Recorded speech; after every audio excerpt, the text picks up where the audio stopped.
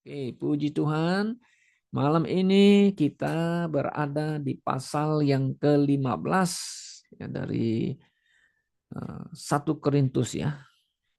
Nah, Saudara, kalau kita lihat dari pasal 1 sampai ke pasal 14 ya, itu banyak masalah-masalah yang terjadi dalam gereja ya, khususnya mengenai uh, the spiritual gift yang banyak sekali terjadi pada masa ini ya, di mana ada gereja-gereja yang menganut faham katanya uh, namanya pemahaman cessationist itu semua karunia sudah berhenti gitu ya.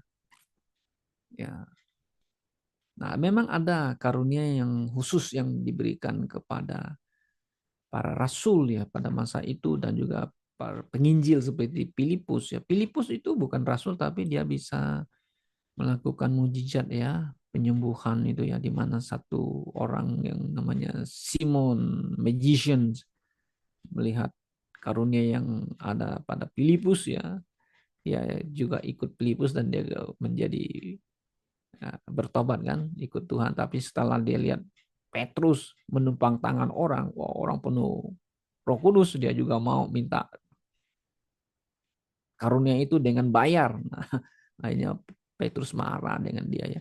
Nah, jadi begini ya, bahwa karunia-karunia tertentu memang udah selesai, tapi ada karunia-karunia yang melekat daripada kepada orang-orang Kristen ya. Seperti karunia pengembalaan, ya karunia penginjilan, karunia untuk menasehati, karunia untuk punya iman yang kuat itu dan yang lain-lain ya. Oke, nah sekarang kita lihat ada di pasal yang ke-15. Nah, ini mengenai masalah doktrin. Doktrin tentang keselamatan kita. Ya, ini yang paling penting.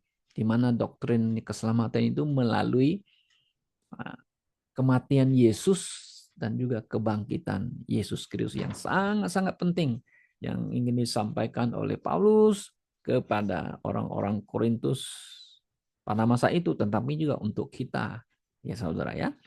Nah, saudara, Paulus di sini ingin menjelaskan mengenai kematian Yesus ini. Memang banyak orang membantah.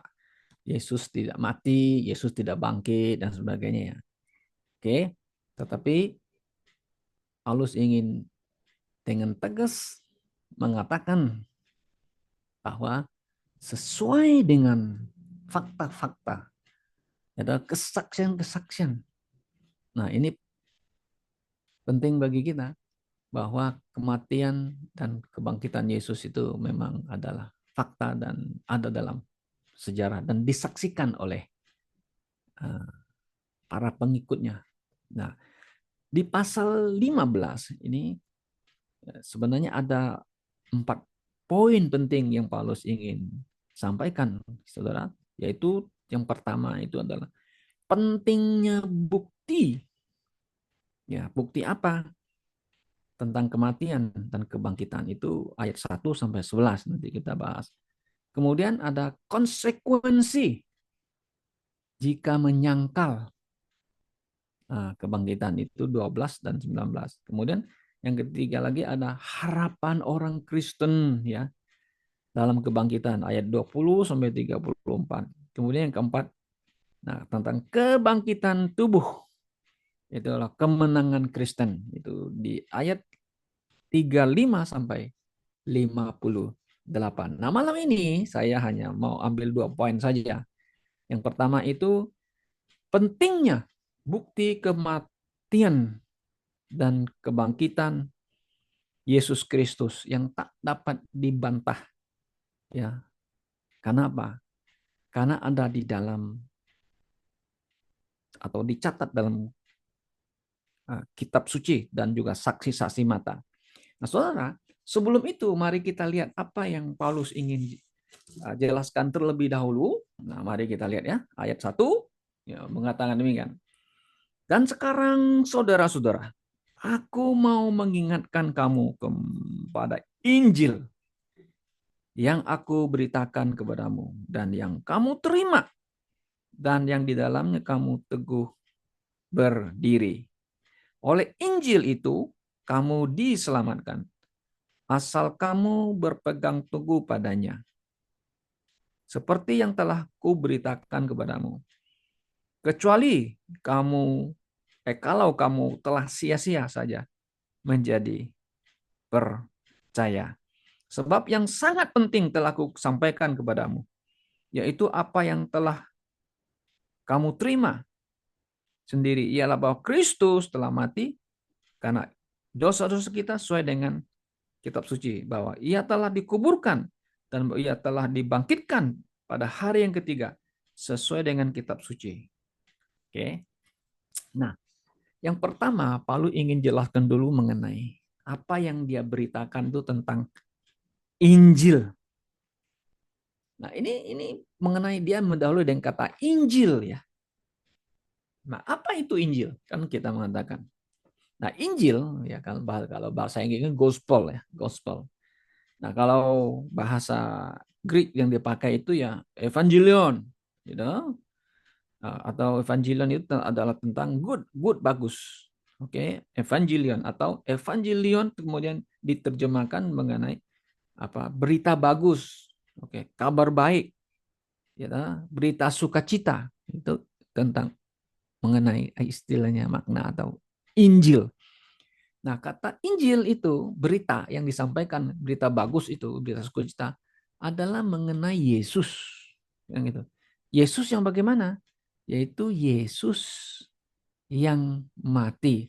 Nah, saudara, kalau kita mengatakan kok bisa menjadi berita baik, berita bagus, Yesus itu mati, ya bagi dunia kan orang mati bukan berita bagus kan, berita duka, berita yang nggak bagus gitu ya.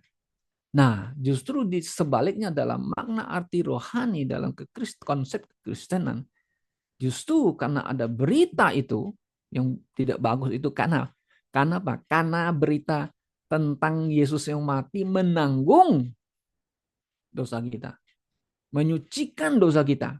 Dia yang menanggung sehingga kita diselamatkan. Ya, nah, dia mati, kemudian dia bangkit kembali. Ini berita bagus, berita sukacita. Dia bangkit kembali. Nah, kalau saudara perhatikan ya, kata Injil itu di Markus 11 ayat 1 pasal 1 ayat 1. Nah, coba kita balik kembali ya. Di Markus. Nah, ini Markus ini bukan rasul ya, tapi dia rekan kerja daripada rasul. Ya, dia teman-teman rasul gitu. Coba kita lihat. Markus pasal 1 ayat 1. Inilah permulaan Injil. Nah, Injil apa tuh? Tentang siapa? Yesus Kristus, anak Allah. Itu ini Yesus. Ya, Yesus anak Allah yang datang. Nah, kalau Paulus di sini mengatakan dia telah mati untuk menyelamatkan kita. Ya, nah? Maka itu di ayat yang kedua mengatakan oleh Injil itu. Nah, Injil itu kamu diselamatkan. Oke. Nah, ini memang kata ayat 2 ini dengan terjemahan lain ini memang agak sedikit ya. Coba kita lihat ya. Agak sedikit ada beda mengenai kalimatnya ya. Kalau King James itu pakai mengatakan gitu ya. By which also you are saved. Nah, which you are saved itu mana Injil itu ya Yusuf ya. If ye keep in memory. Nah, jika engkau masih ingat dalam ingatanmu apa yang what I preach unto you, apa yang telah saya sampaikan itu tentang Injil itu. Kecuali unless you have believed in vain. Kecuali kamu sia-sia mempercayakan apa yang saya beritakan gitu lah. Ya kan? Apa yang saya beritakan. Nah, memang ini ada sebagian Baptis Independen mengatakan itu. Itu kan alasannya Injil yang kamu dengar itu ya, katanya ya kamu terima dan kamu kemudian nggak percaya lagi, keselamatan menghilang. Tidak, ya kita tidak percaya itu ya. Oke. Tapi kita percaya Injil menyelamatkan. Injil adalah Yesus Kristus sendiri yang menyelamatkan kita. Bagaimana dia menyelamatkan kita? Nah, ini jelas mengatakan bahwa Yesus Kristus ya, dia mati. Oke. Ya, di sini dikatakan ayat 3 sangat jelas ya.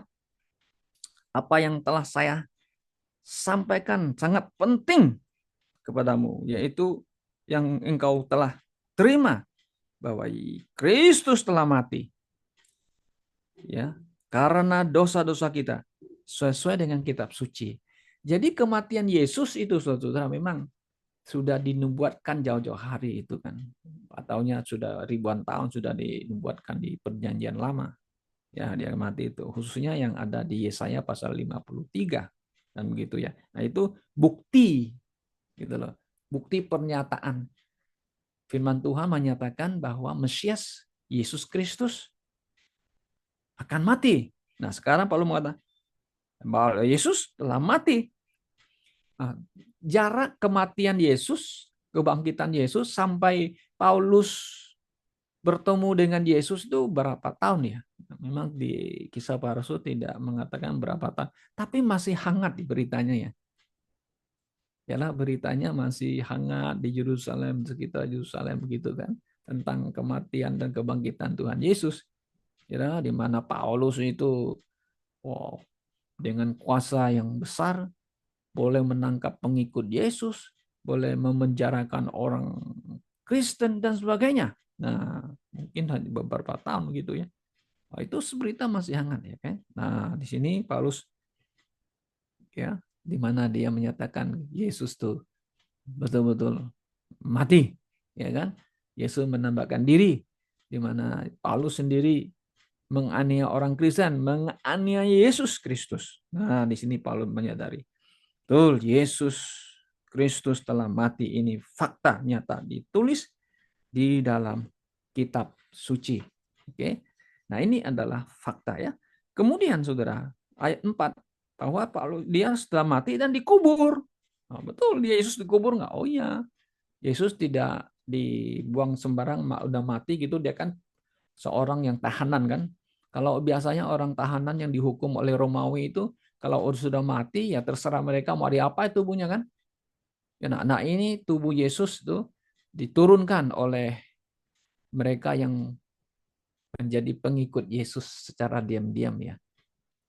Ya, minta kepada Pilatus, tubuh Yesus kami mau turunin, kami mau kubur dengan hormat, dengan cara yang hormat ya. Dan Pilatus memberikan itu dan mereka menaruhnya di dalam kuburan orang kaya itu. Nah, saya pernah ke sana. Itu ada satu kuburan yang dibikin itu di kaki bukit itu. Ya, dibikin lubang gitu ya. Di situ dia dikubur Yesus itu ya. Oke. Nah, Saudara, jadi ini adalah fakta bahwa Yesus mati. Gitu. Kemudian Saudara, mari kita lihat bahwa Yesus juga bangkit kembali. Nah, ini juga adalah fakta.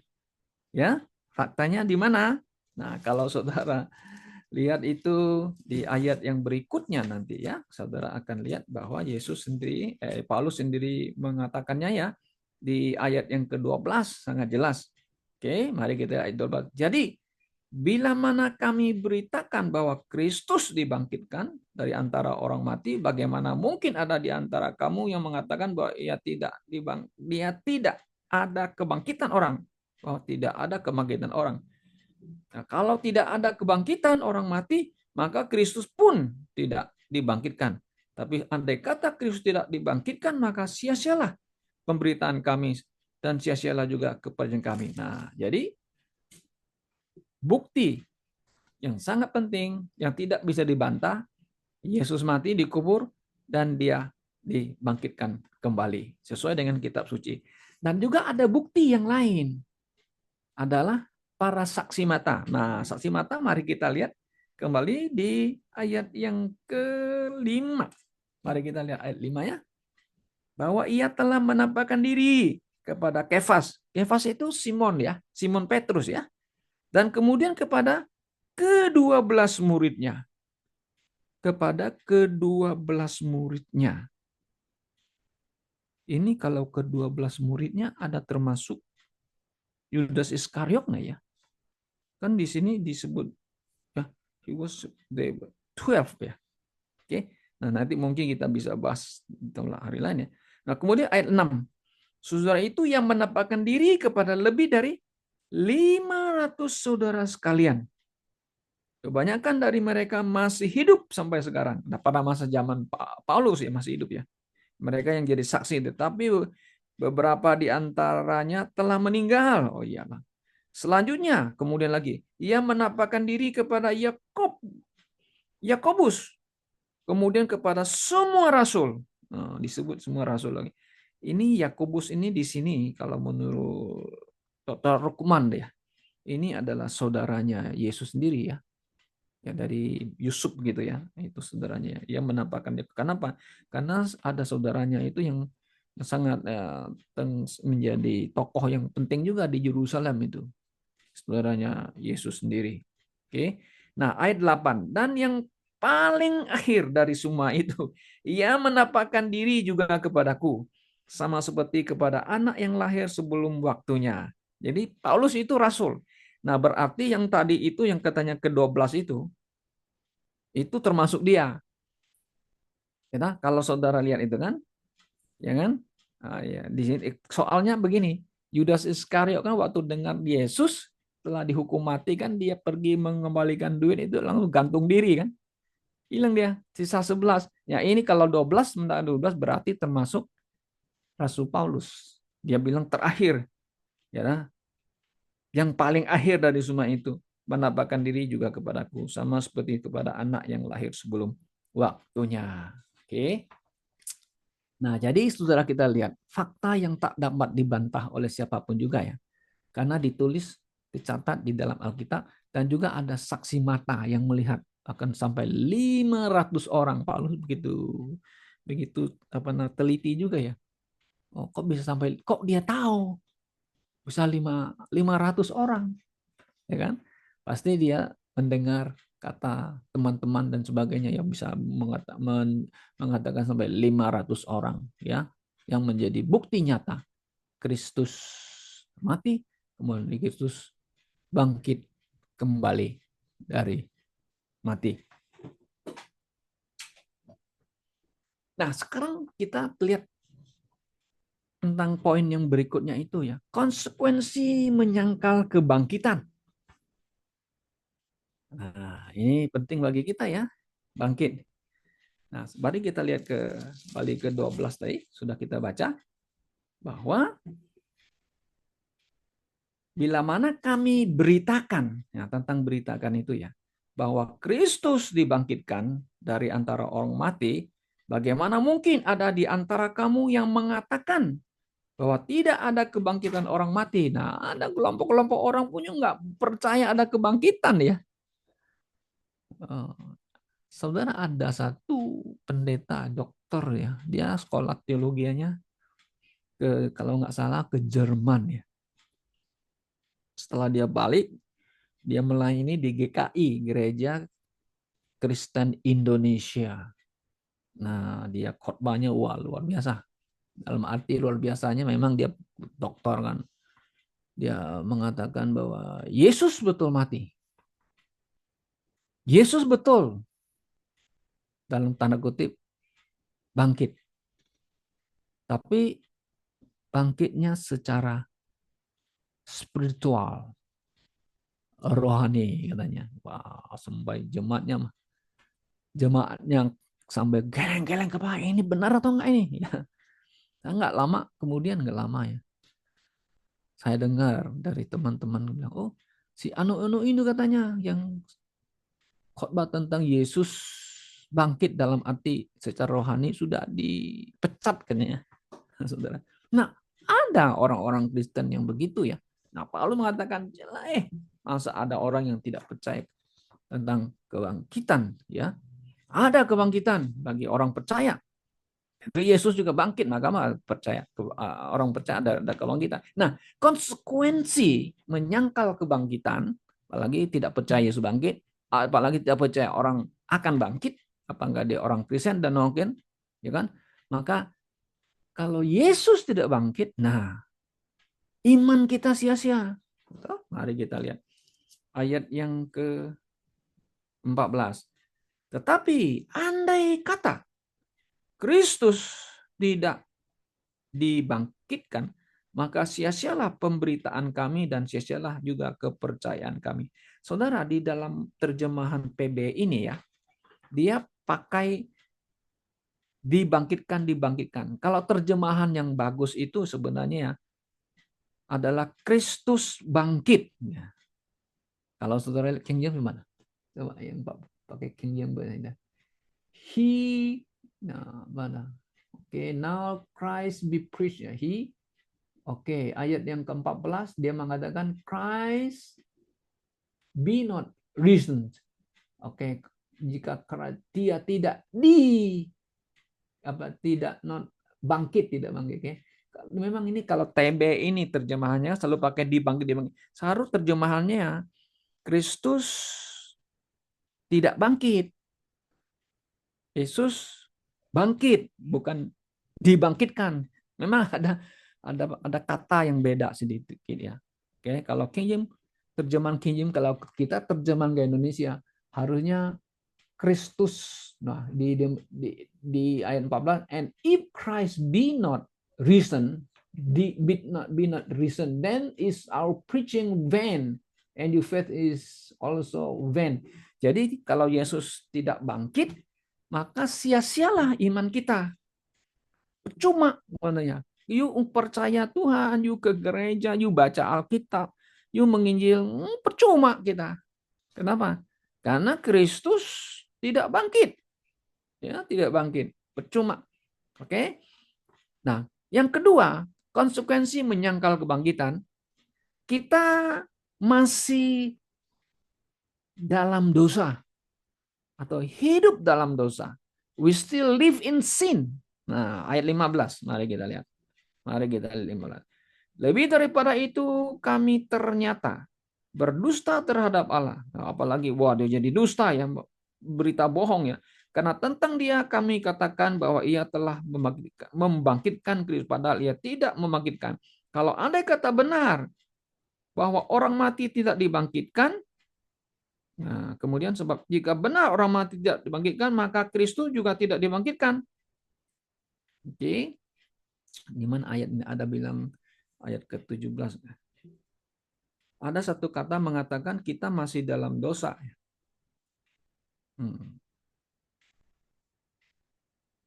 Mana? Ada satu kata. Tadi sia-sia dalam ayat 17 juga iman kita sia-sia. Kemudian kita hanya dalam hidup ini saja menaruh harapan. Mungkin saya pakai yang terjemahan yang itu ya. King James itu ya. We live in, coba ada satu kata kalau konsekuensinya kita, nah ayat 17. Oke. Oh ya, masih hidup dalam dosa. Nah, itu konsekuensinya. Kita hidup dalam dosa, tetap orang berdosa.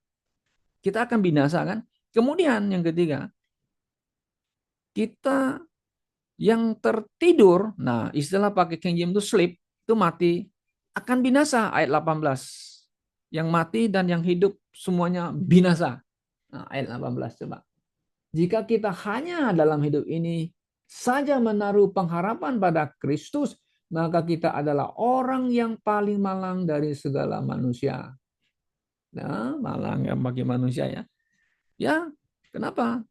Kita masih mati, tidak dibangkitkan, dan kita yang hidup nanti mati, kita tidak dibangkitkan.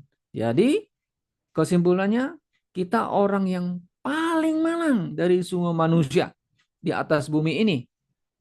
Kalau Yesus tidak dibangkitkan. Coba lihat ayat 19 lagi. Jika kita hanya dalam hidup ini saja menaruh pengharapan pada Kristus, maka kita adalah orang-orang yang paling malang. Malang dari segala manusia. Malang kalau terjemahan Inggrisnya apa? Most miserable. Most miserable artinya orang yang tak, ya celaka atau itu ya paling paling menyedihkan dari semua orang yang karena Yesus tidak dibangkitkan gitu ya. Nah, saudara, kesimpulannya bahwa Alkitab, firman Tuhan dengan tegas dan jelas mengatakan bahwa Yesus Kristus telah bangkit. Nah, ya kan, bangkit. Oke. Dan Yesus Kristus telah dia mati dan dia bangkit. Oke. Sesuai dengan kitab suci dan disaksikan oleh para saksi-saksinya, yaitu adalah fakta. Oke. Tanpa ada kematian, tidak ada pengampunan. Tanpa kebangkitan, maka iman kita semuanya sia-sia. Tetapi karena ada kebangkitan, nah maka kita memiliki harapan bahwa kita satu hari mereka yang mati, yang dikubur akan dibangkitkan terlebih dahulu. Tapi kita yang masih hidup, tapi satu hari kita akan diubah memiliki tubuh yang baru dan kita akan diangkat dan bertemu dengan Tuhan di angkasa. Nah, ini adalah pengharapan orang percaya, orang Kristen. Maka itu Paulus menghibur orang-orang Tesalonika di pasal yang keempat. Kan? Jangan bersedih kamu. Seperti orang nggak percaya bersedih, orang yang sudah mati. Tapi mereka semua, orang yang kita cinta, orang yang kita kasihi, yang sudah mati, satu hari dibangkitkan. Ya, itu adalah harapan kita. Kiranya Tuhan menolong kita malam ini, saudara ya, bahwa Tuhan tahu akan keberadaan kita di dunia ini, bahwa kita adalah orang yang sangat beruntung, orang yang sangat berbahagia, karena kita tahu satu hari kita akan dibangkitkan dan kita akan bertemu dengan Tuhan Yesus Kristus. Amin.